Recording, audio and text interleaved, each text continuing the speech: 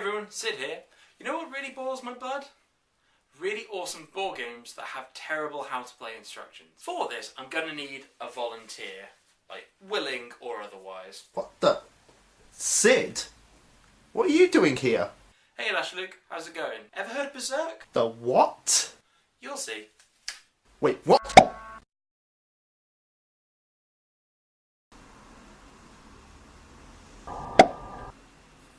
So this is Beserk. Okay.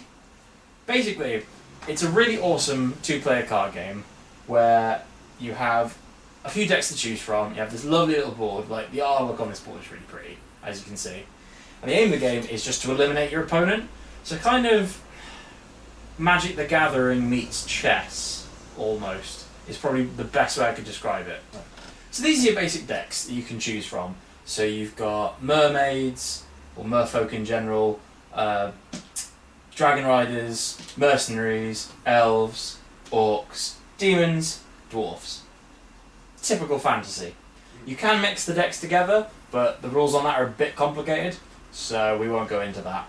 And basically, on these little character cards, you have how much they cost, which I'll explain later, and then you have how much health they have, how much movement they can make each turn, and then basically every card has 3 types of attack. And then on here you have, some of them have abilities, so some of them are immune to magic, some of them are immune to being shot, some of them have, if you place them face down like that and then tap them sideways to activate their abilities. And yeah, that's pretty much it. Okay, I think I get it. Who would you like to play as? The dragons. Maybe the dragons? Yeah. I'm going to go for the merfolk, because I've not played them yet. You give it a big shuffle. Now you draw the top 15 cards.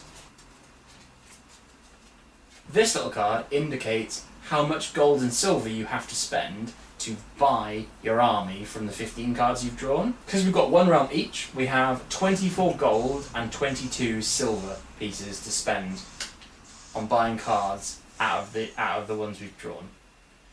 You buy your gold characters first, because they're like the big, more important, stronger cards.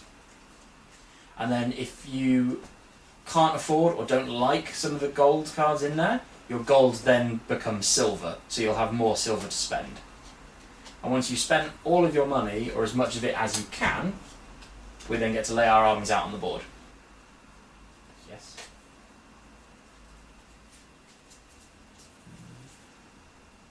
So once you've chosen your army, you put the rest just on top of your deck. So now we've chosen our armies, we place them on the board thusly.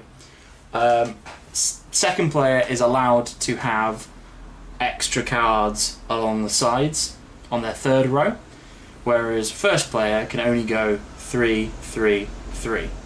So now I get to flip all my cards face over, then when I'm finished you get to flip all your cards face up, but you don't reveal the 3rd row.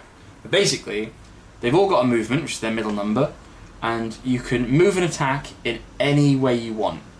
So if I took this Stiggy, I could attack with him, and then I could move him away, because he's got 2 movement.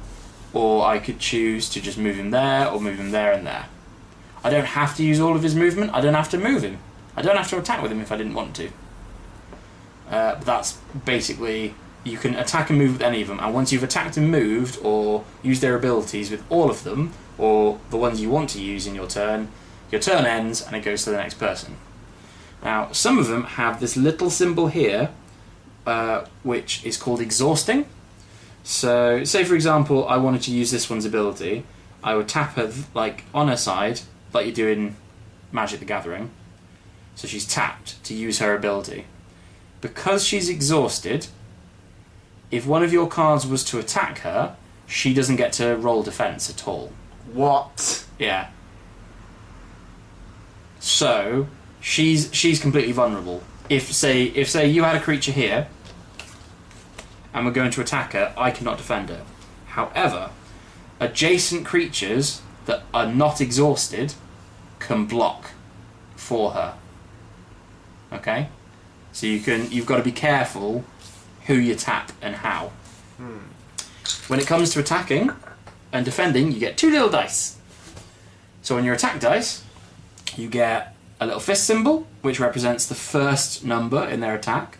You get a sword that represents their second, and then you have a 1 in 6 chance of getting an axe, which is the third number.